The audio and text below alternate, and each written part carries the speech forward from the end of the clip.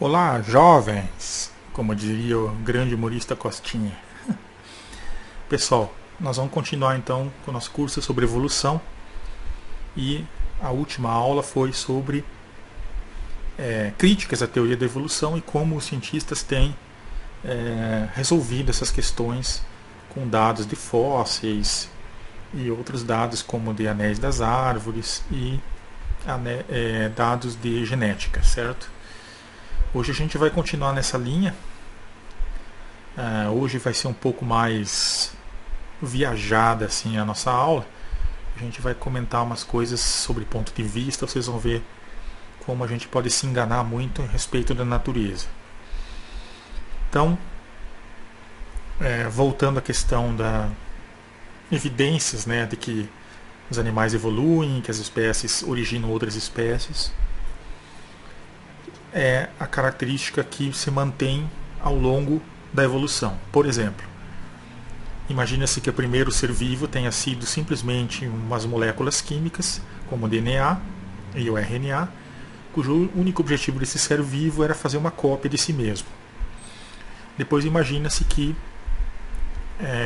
membranas surgiram para proteger o material genético, e segundo a teoria do Dawkins, né, do gene egoísta, todo o resto que cresceu ao redor do material genético, o DNA, para proteger o DNA. Então, se a teoria da evolução estiver certa, teoricamente, né, a gente deveria esperar que todos os seres que vieram depois desse organismo que só fazia cópia de si mesmo tenham DNA. E, na verdade, se você pegar hoje qualquer ser vivo aí, você vai encontrar a carga genética. Então é uma evidência. Outra evidência é que seres mais antigos apresentam certas características, né, como espermatozoides, por exemplo.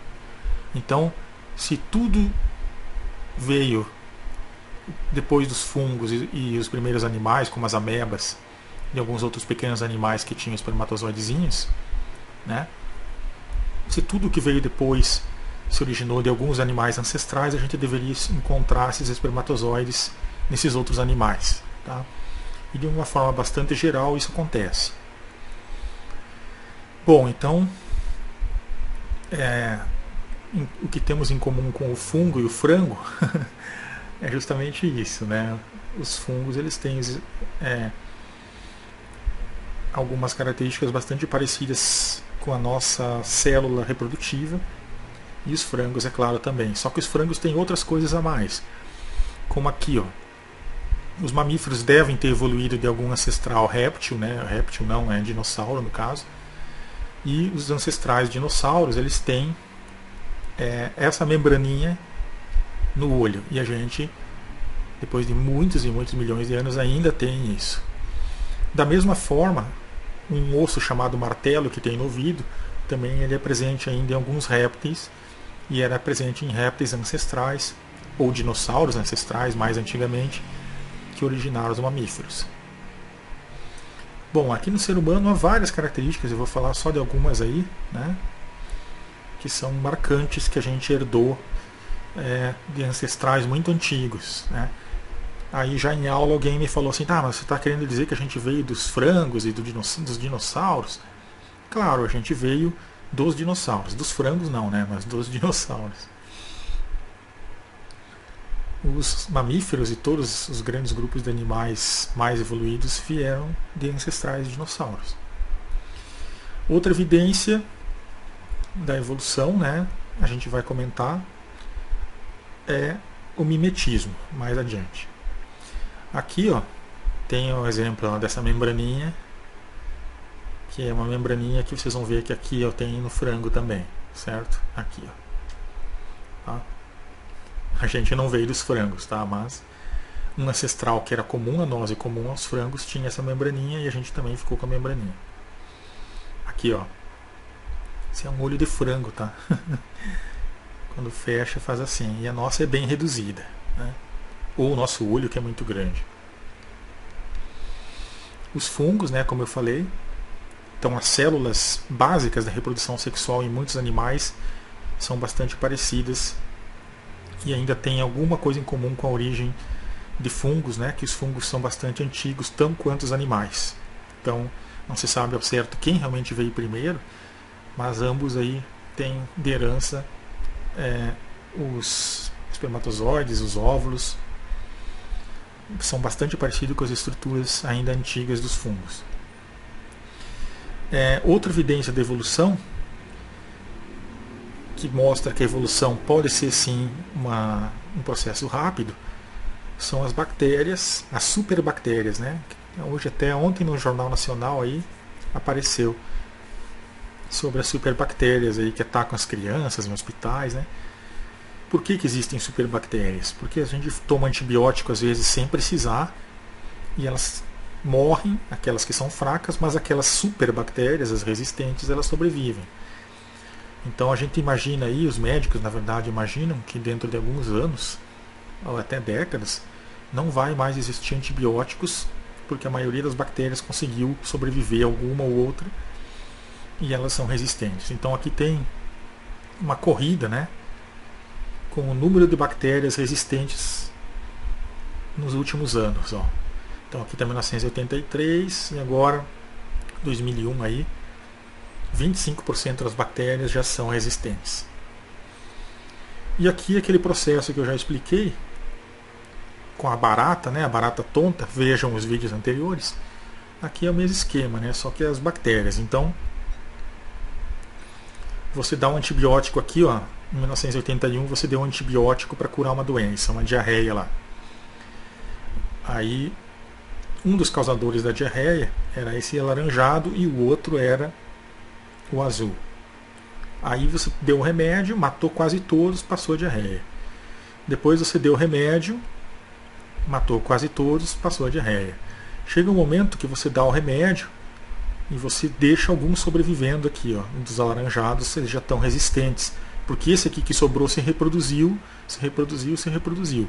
E os que se reproduziram menos, porque foram mortos com o antibiótico, eles desaparecem ou ficam muito raros. Enquanto que o resistente aqui em alaranjado tende, depois de alguns anos, ser resistente, né? Ele já era resistente, mas ele se multiplica. E aí você aplica o antibiótico aqui e não mata nada. E aí está um grande problema e também uma grande evidência de como os organismos evoluem. Então, essa espécie aqui, ó, azul, ela praticamente se extinguiu, né? E aqui tem uma espécie resistente que vai ser a espécie que vai dominar no futuro, né? E às vezes, né, pode acontecer uma mutação aqui e originar uma bactéria resistente também. Uma nova espécie de bactéria. Bom, mais uma evidência de que o processo evolutivo ele carrega informações ancestrais é a evolução do desenvolvimento, chamada também de evo-devo, que é os embriões. Então, como muitos animais no passado vieram de um ancestral mais antigo, né? Por exemplo, o opossum aqui, ó, ele veio de um ancestral mais antigo, mais talvez aparentado com os dinossauros, que aqui está representado pelos frangos, ou pelas cobras.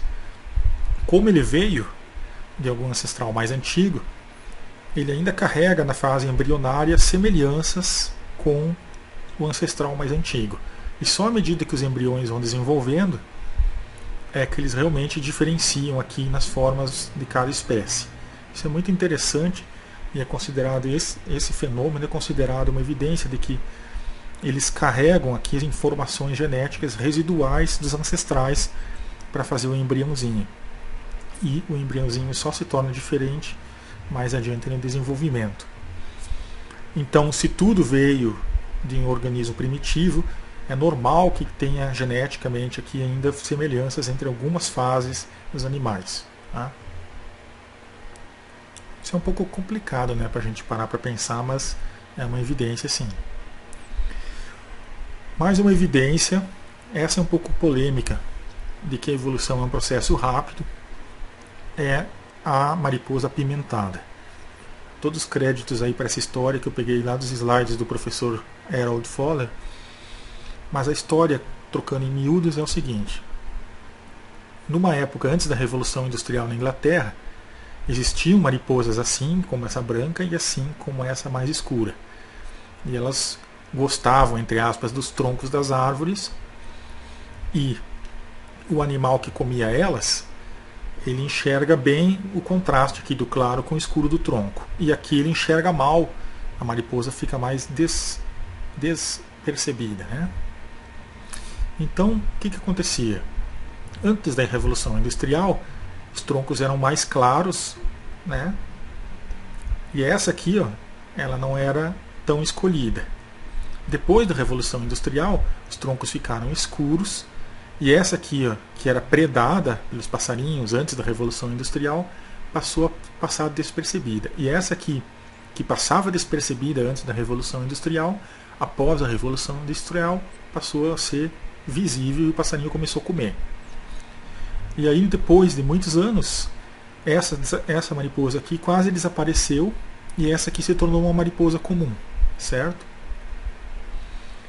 Então, é uma evidência de que os organismos eles podem, né, as populações podem diminuir tanto e por mutações podem se originar populações maiores e que podem ser as futuras espécies, certo? Essa aqui é uma mariposa mutante, na verdade, tá? Bom, essa história é muito bonita, só que depois alguns cientistas questionaram muito essa evidência de que a evolução era rápida, que algumas espécies poderiam se extinguir muito rápido e outras mutantes poderiam surgir muito rápido, porque alguns trabalhos descobriram que raramente essa mariposa pousava na casca das árvores. Então o animal que comia ela, na maior parte do tempo, não era o animal que iria fazer essas escolhas aqui, ó, e provocar esse declínio na branca e o aumento da outra. Essa teoria foi praticamente abandonada até pouco tempo agora, quando diminuiu a poluição na Inglaterra, as cascas voltaram a se tornar mais brancas e a mariposinha branca voltou a crescer a população dela, e aí aquela mariposa escura, que quando era poluído não era enxergada pelos passarinhos, quase foi extinta. Então, talvez algum trabalho tenha coletado poucos dados e talvez as mariposas realmente pousam mais nos galhos do que se pensa. E aí a teoria voltou a valer em 2010. Essa evidência. Bom, isso é tudo que eu sei sobre isso. Outra crítica. Muito bem, outra crítica à evolução é que se as espécies vão se transformando em outras espécies, por que existe tanta diferença entre seres da mesma espécie? Por exemplo, entre o homem e a mulher. Então isso é uma coisa difícil de explicar, né? Que eu coloquei aqui, ó, se espécies são tão diferentes porque o homem e a mulher são tão diferentes também, sendo que eles são da mesma espécie, né? Aí foram coletados muitos dados que mostraram que o sexo é uma coisa importante. Eu acho que todo mundo concorda. E a escolha dos parceiros sexuais nos organismos que tem isso, né? Tem organismo que não tem reprodução sexual. Aí a tendência é que eles sejam parecidos, né? E aqueles organismos que têm a diferenciação sexual, os organismos da mesma espécie são muito parecidos, são muito diferentes, perdão, justamente para um atrair o outro, né? Então essa é uma explicação muito importante que derrubava essa crítica, né? Aí como é que funciona? Aqui tem uma fêmea, né? Por que os machos e fêmeas são tão diferentes? Aqui tem uma fêmea e aqui tem 3 tipos de macho. Aí ela vai olhar para esse macho aqui e vai dizer, nossa, esse macho aqui é de má qualidade, não gostei dele. E esse aqui é um macho bem saudável, de alta qualidade, né? E a tendência ela é rejeitar esse aqui e aceitar ou o mais bonitão aqui, ou talvez um médio. Mas a tendência é até ela rejeitar o médio aqui. O que acontece? Vai acontecer o seguinte: os machos mais volumosos, mais bonitos, maiores geralmente e mais coloridos vão chamar a atenção dela em relação a esses aqui. Então ela que não é muito colorida aqui, ó, e esse aqui também vai ser esquecido, e esse aqui mais diferente vai ser lembrado. Esse aqui também ele é bastante diferente, só que como ela não escolhe, ele não passa os genes adiante e ele tende a desaparecer. Então a diferença que vem através da seleção sexual é a diferença que a gente enxerga aqui nos mais bonitos, e os mais feios acabam esquecidos. E os médios aqui, a tendência também é eles serem rejeitados e serem esquecidos. Então daí é que surge essa diferença tão grande em organismos da mesma espécie. Um bom exemplo é a gente pensar nesses dois aqui, né? Qual você adotaria para ser o seu animalzinho de estimação? Né? Então essa era uma barreira também no entendimento que agora não existe mais. Outra questão que surgiu era uma hipótese alternativa para a evolução, que é a hipótese de Lamarck, né? Também chamada de teoria evolutiva de Lamarck, né? Ou são outras teorias, né? Aqui realmente eu vou deixar o texto para vocês lerem, para ver se vocês vão entender isso aqui sozinhos, tá? Mas a moral da história já foi comentada, que a evolução trabalha com o material genético existente. E para Lamarck, as girafas poderiam esticar o pescoço, se exercitar e isso ser incorporado ao material genético. E aí elas conseguiriam agarrar os galhos e outras coisas e se alimentar melhor. E é uma hipótese que atualmente está em descrédito, né, devido à genética. A genética explicou bastante coisa, né, que a evolução trabalha com o material genético existente e não acontece de algumas características físicas serem incorporadas ao material genético. O material genético ele existe. Então, as espécies elas se originam a partir do que existe. Não existe adquirir características por exercício ou por se esforçar mais do ambiente e essas características serem herdadas. Bom, leiam aí, vocês vão entender melhor do que eu estou falando. Outra explicação interessante sobre as girafas é que muitas pessoas acreditam, né, que as girafas elas têm o pescoço grande para se alimentar. E aí a gente volta à questão da seleção sexual, porque é importante, claro, você ser mais alto, alcançar as folhas, se alimentar e sobreviver. E passar os seus genes de girafas que já são maiores adiante, e as girafas que naturalmente, por variação, são menores, seriam extintas. Só que tem um outro momento na vida da girafa, que é o momento que o macho procura a fêmea. Só que sempre tem, né, um empatador aí. E aí esse outro macho, por exemplo, ele vai brigar com a girafa macho em busca da fêmea. E aí basta vocês colocar no YouTube aí girafa fight, briga de girafa em inglês. Vocês vão ver como que a girafa briga, e vocês vão ver que o pescoço também é importante para brigar. Curiosamente, a girafa tem essas duas anteninhas aqui, que na verdade são quase chifres, tá? E quanto maior o pescoço, ela funciona como se fosse uma massa, aquela arma medieval que tem uma bola na ponta e uma corrente e um bastão. Aí você rodeia aquilo e bum, na outra pessoa. Ela é quase isso. E quando o macho briga contra o macho, vocês vão ver os vídeos aí, ele pega essa parte aqui e bate no outro macho. E às vezes até consegue estourar o coração aqui, ou quebrar uma perna com esse balanço que ela faz. Então, o pescoço longo, ela é uma espécie de alavanca, né, que quanto maior o pescoço, mais forte o golpe no outro macho. Então a girafa não tem só o pescoço longo, porque ela se estica para alcançar a folha, e também ela não tem o pescoço longo por causa disso. Ela tem o pescoço longo também para brigar e derrotar os outros machos, né? Tanto é que as girafas fêmeas não são tão grandes, ó. Tá vendo? Bonitinha, né? Bom, continuando então. A gente falou sobre a teoria de Lamarck, que seria a teoria das características adquiridas, ou seja, você se esforça e o seu esforço entra na sua carga genética, e aí as espécies seriam diferentes por causa dos esforços dela. Errado, tá? Mendel e outros cientistas provaram, né, e hoje a genética avançou o suficiente para a gente dizer o seguinte: não, existem animais geneticamente mais esforçados E quando eles são postos à prova, a sua variação de ser mais esforçado simplesmente o seleciona em favor daqueles menos esforçados. Então, o esforço ele já está na carga genética, tá? Sendo que se esforçar é uma característica genética, por exemplo. Qual é a importância de Mendel? Bom, a importância de Mendel nessa questão é fundamental, né? Ele conseguiu mostrar qual era o mecanismo por trás de toda a evolução, né? A genética, no caso. Então, suspeita-se que Darwin tenha até trocado algumas cartas com Mendel, embora outros autores digam que ele nunca conheceu o trabalho de Mendel.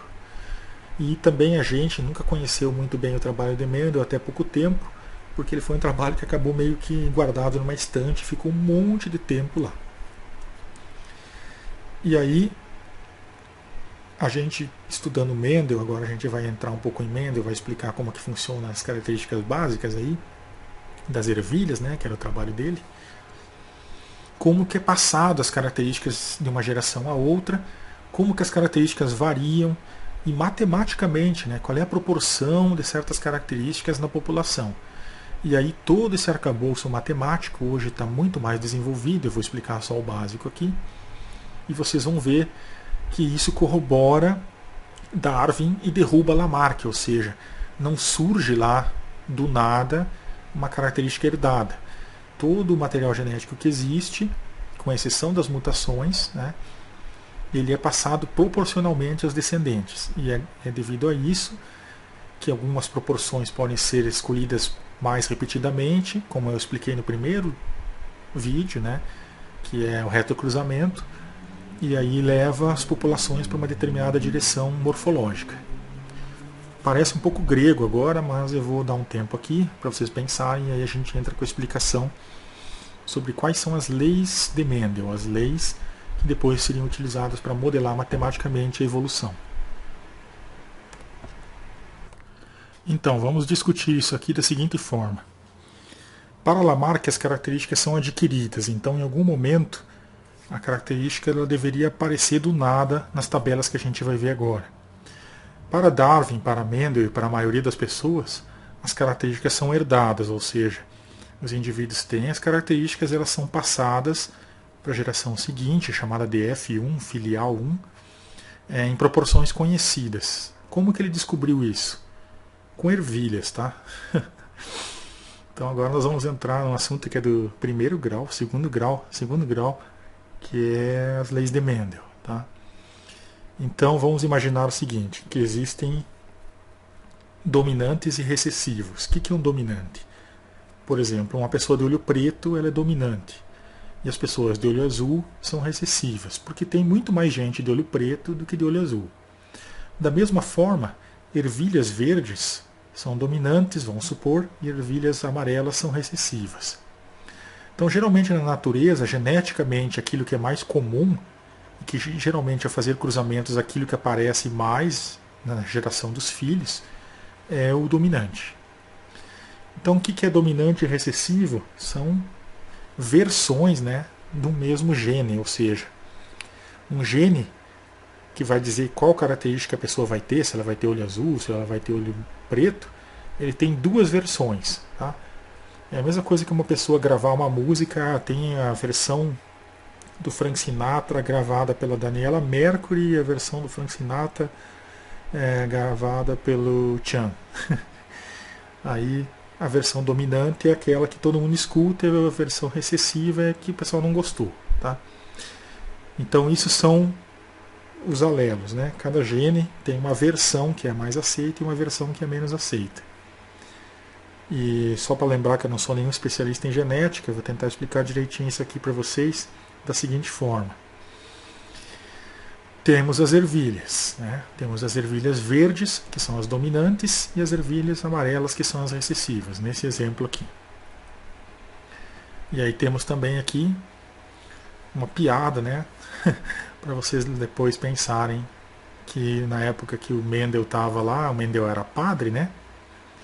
E ele sumia muita ervilha, quando o pessoal ia comer sopa de ervilha, sumia as ervilhas e não tinha ervilha para sopa. Aí acusavam o Mendel. A gente já vai entrar no assunto, só explicar um pouquinho quem foi o Mendel, né? E aí também explicar onde é que está o Mendel aqui? Aqui, ó. Faltou essa parte para explicar para vocês.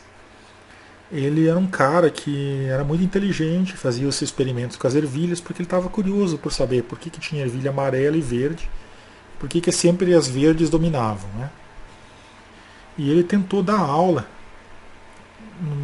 para as crianças, né? E não deixaram ele dar aula falando que ele não dominava a biologia, que era o que ele queria dar aula, né? Imagina só.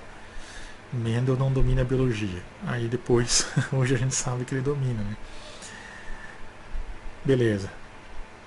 Então foi ele que descobriu o mecanismo da hereditariedade, que é um mecanismo fundamental para nós entendermos por que o Darwin está certo e por que o Lamarck não está certo. Tá? Que é a teoria mais aceita atualmente, que é essa. Que as coisas não surgem do nada, as características genéticas elas não surgem do nada, elas são herdadas, elas são sempre baseadas no que aconteceu com os pais. Tá? Se você tem dúvida quem está certo, se é Mendel ou se é Lamarck, basta você fazer bastante musculação durante a sua vida, depois casar, ter um filho e ver se ele vai, sem fazer exercício, quando ele tiver a mesma idade que você, ser musculoso. Ele não vai. Tá? Então você não vai passar a musculação que você fez no seu código genético para o seu filho. Certo? É só fácil de fazer, né? Então ele fez 2 trabalhos, né? Que é ensaios com plantas híbridas, e ele era suíço, se não me falha a memória, publicou lá em alemão o que ele escreveu, né? E outro trabalho ali, né? Número 2. Bom, aí tem a questão de você cruzar uma ervilha verde, simbolizada por AA, dominante, com um outro pé de ervilha, azinho, que é amarelo. Né? Então, esse azão, ela é uma ervilha que é verde e ela não carrega consigo uma versão que poderia ser ervilha amarela. Tá? Esse azão significa isso. Eu sou verde e não carrego nenhum amarelo possível que poderia ser uma versão da minha música que seria uma ervilhazinha amarela. Já o azinho simboliza o seguinte: eu sou amarelo, totalmente amarelo, não carrego nenhuma possibilidade de ser verde. Tá? Entenderam isso? Então, o que acontece quando eu cruzo um pé de ervilha que é totalmente verde e ele é dominante, com um pé de ervilha que é totalmente amarelo, que é recessivo? Eu tenho que fazer o seguinte: esse A contra esse A vai dar uma combinação de ervilhas aqui, que é um filho chamado de F1. E não importa da forma que eu faço aqui, esse A com esse A dá azinho, ou seja, a versão do verde dominante, ela se combina, né, com essa versão do recessivo, mas continua dando dominante aqui, ó. Porque azão dominante e azinho, mesmo que ele carregue a versão do amarelo, o azão predomina aqui, ó, e vai indicar que essa ervilha vai ser verde, mas vai carregar o amarelo como uma possibilidade, uma versão. Tá? Então sempre que eu pegar essa ervilha aqui, ó, ela é azão, com essa ervilha que é azinho, e fizer um cruzamento, as 4 possibilidades de filhotes aqui, de F1, serão uniformes, ou seja, serão todas azinho. Porque esse azão com esse azinho é azinho, esse azão com esse azinho é azinho. Esse azão com esse azinho, azinho, e esse azão com esse azinho, azinho. Não importa aqui quem que eu cruze, né? Sempre vai dar uma ervilha dominante. E aí o que acontece? Embora tenha uma ervilha que é amarela, cruzando com uma ervilha totalmente verde, que é essa dominante, as ervilhas vão ser todas verdes. Tá? Bom, esse é o primeiro caso. Aí o que acontece se você pegar esse aqui, ó, que é uma ervilha verde, mas que carrega a possibilidade, a versão de ser amarela, com uma outra igual, azinho também. Aí é que surge a característica interessante que o Mendel descobriu, que quando você cruza uma ervilha que ela é verde, mas carrega a versão para ser amarela, com uma outra que é verde, mas carrega a versão para ser amarela também, as proporções mudam. E as proporções são bastante conhecidas, como a gente vai ver aqui no quadro à direita. Então, só para relembrar, ó, eu copiei o mesmo quadro aqui, ó, que é esse quadro aqui, ó, aqui, para a gente ter um comparativo. E aqui está um novo quadro, ó, que é o azão azinho, o azão azinho. Então aqui, azão azinho, cruzando com azão azinho. O que acontece? A gente tem que combinar para saber, nessa geração F2, né, que já é os filhos dos filhos, que tipo de ervilhas vão nascer e em qual proporção. Então aqui, ó, vamos relembrar. São um pai com uma mãe e originaram 4 filhos. Os 4 filhos são idênticos, são uniformes, são todos verdes, carregando a versão para o amarelo. Aqui é um pai que é dominante, mas carrega a versão para amarelo. E aqui é uma mãe que é dominante, mas carrega a versão para amarelo. Eles vão originar 4 filhos. O primeiro filho, ele vai ser A com A maiúsculo, ele vai ser totalmente dominante. E se ele é um filho de 4 possíveis, ele é 25% da população. Entenderam? Aí, ó, esse azão tem que cruzar com esse azinho para ver como é que seria o outro filho. Ele vai ser também dominante, mas vai carregar a versão do amarelo. Esse aqui, ó, com esse aqui, ó, vai ser um outro filho, que também, como o azão ganha de azinho, vai ficar sempre o azão na frente. Vai ser 50% aqui, ó, 2 filhos de 4 possíveis, dominantes, verdes, mas carregando a possibilidade, a versão do gene de ser amarelo. E o que nos resta aqui, ó, é fazer o azinho com o azinho, que vai dar 25%, um filho de 4, de ser o quê? Totalmente amarelo. Entenderam o que acontece, então? Fácil, né? Não é difícil. Então, sempre que eu combinar totalmente dominante com totalmente recessivo, vai originar uma população de dominantes carregando a versão do recessivo. E sempre que esses filhos cruzarem entre si, eles vão originar uma proporção bastante conhecida, que é de 50% iguais aos seus pais, 25% totalmente dominantes e 25% totalmente recessivos. Essa lei de Mendel é a lei mais fácil. Agora nós vamos ver a segunda lei de Mendel. Tá? Então só coloquei aqui, ó, 100% na geração de filhos, que é o que eu estava falando. Muito bem. A segunda lei de Mendel, tá, é a lei de que as características são independentes. Tá? A gente vai explicar com uma mulher aqui do Cazaquistão o que é isso.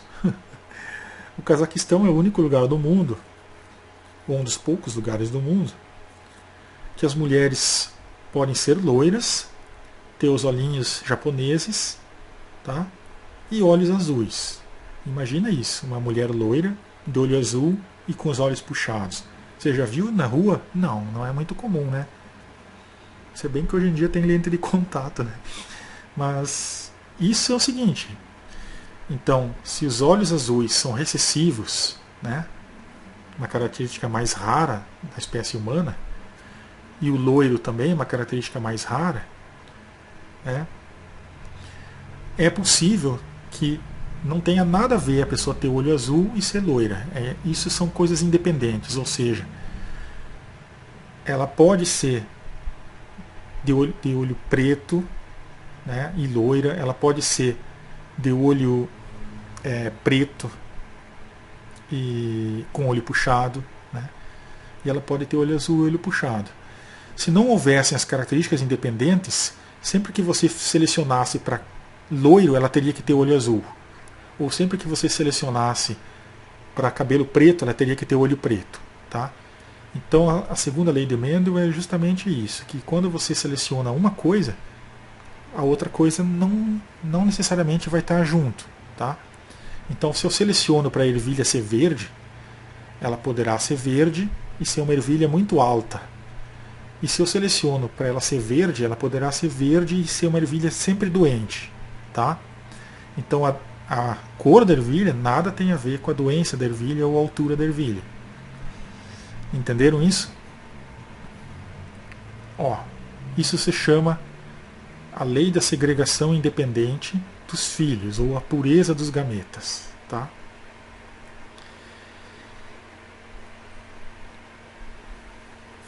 Aí, ó.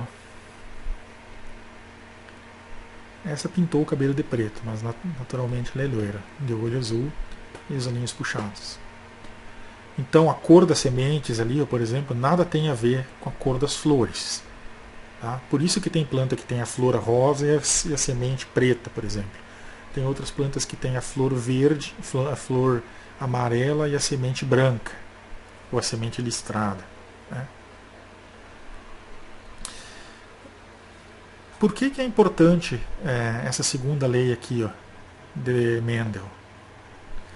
Porque ela é uma lei que ajuda muito as pessoas que vão trabalhar com genética na seleção de plantas ou a seleção de animais. Por exemplo, se você seleciona uma árvore só para a árvore ser reta, e você tem uma população de árvores reta, e fazer um melhor plantio para ter madeira e aproveitar melhor as árvores, em vez de ficar cortando lá na floresta nativa, você pode pegar todas as árvores retas, que ela é dominante, né, em relação às árvores tortas, em araucária, por exemplo. Só que você esqueceu que quando você seleciona algumas árvores, pela retidão, pode vir, né, de bônus árvores que, por outro lado, têm uma outra característica, que são serem doentes. Né? Então você tem que ter cuidado, não selecionar sempre uma coisa achando que vai vir com ela, por exemplo, todas as árvores que são retas vão ser saudáveis. Pode ser que não. Né? Então você pode selecionar uma coisa e criar uma população que é boa numa coisa e ruim em outra. É para isso que serve você entender isso aqui. Né?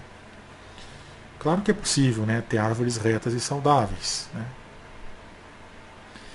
Né? Só vamos pensar aqui, ó, voltando nesse caso aqui, ó, em vez da gente falar de ervilhas, vamos falar aqui de cor dos olhos, para vocês entenderem um exemplo que talvez tenha mais a ver com as pessoas e fixar essa primeira lei de Mendel, que é a lei mais importante, que é o que a gente espera nos recessivos. Né?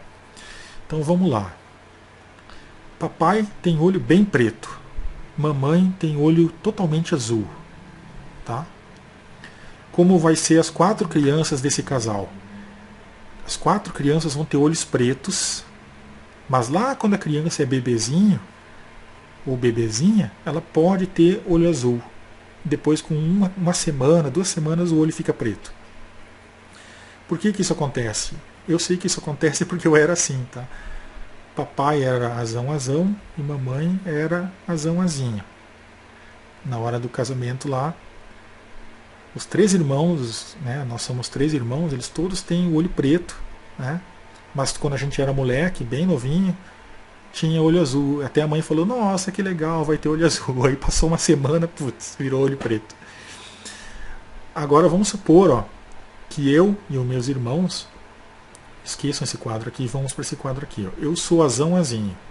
Eu tenho olho preto, mas eu carrego um genezinho do olho azul.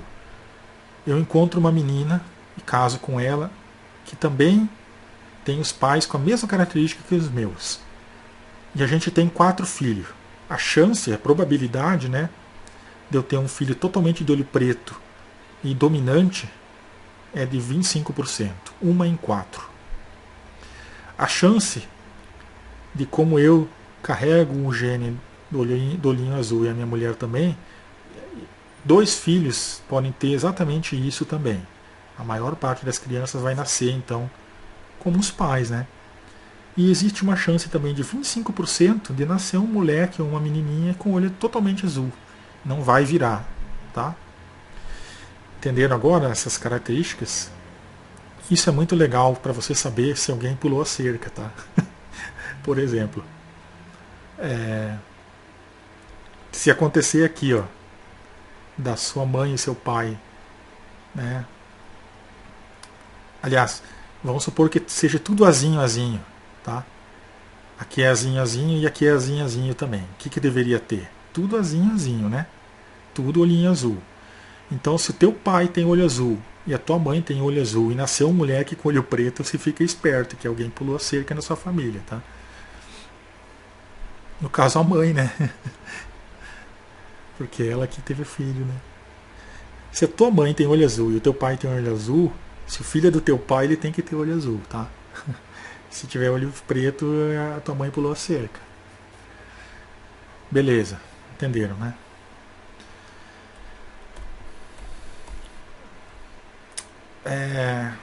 Aqui é. Não, deixa quieto isso aqui. Bom, chegamos então ao fim dessa primeira parte aqui dessa aula.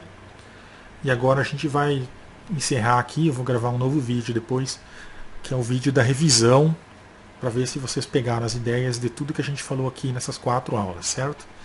Então preparem o próximo vídeo como revisão. Vai ter uns comentários bem legais aí sobre como é a natureza. E se vocês entenderem a evolução, vocês podem fazer esse exercício em casa, como brincadeira. E algumas coisas é mais opinião pessoal, mas algumas coisas vão ser opinião assim científica, tá? Então atentem para a revisão, que é bastante legal, que depois a gente vai fazer ainda um último vídeo, que vai ser o vídeo 5, com os erros comuns que as pessoas cometem ao estudar a evolução. Então, tudo explicado aí, um grande abraço, até a próxima.